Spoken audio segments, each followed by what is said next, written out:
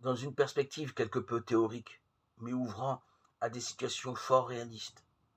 Il convient de rappeler que le mal ne peut être créé, son effet étant cependant très sensible sur l'équilibre de l'humanité et du cosmos, et comprendre que ce mal est une privation. Il prive la création dans la réalité de ce qu'elle devrait être, et ceci dans les grands événements comme dans les plus petits détails. Il saccage, déforme ou défigure une réalité positive. C'est comme un trou ou une torsion dans ce qui devrait être réellement exister. On dit d'un aveugle qu'il est privé de la vue. La cécité est son mal en tant que cet homme devrait voir correctement et ne le peut.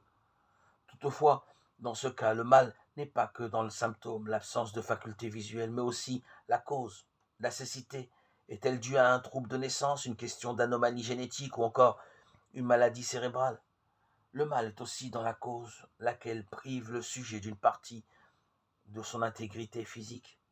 Le mal est également dans les circonstances, quelles qu'elles soient, qui ont favorisé ou induit cette cause et qui relèvent d'un désordre plus large dans la vie personnelle ou sociale ou de l'humanité entière.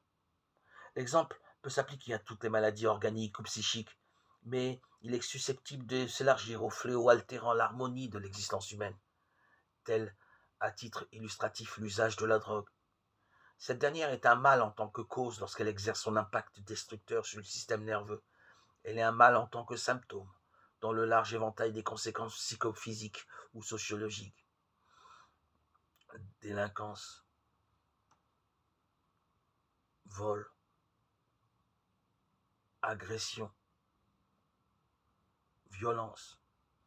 Elle est un mal dans les circonstances favorisant son utilisation, telles que les trafics, les dealers, les influences financières ou politiques. Le mal est bien là, à tous les maillons de la chaîne, déviant sous de multiples formes l'orientation vers le bien et la construction de l'humanité.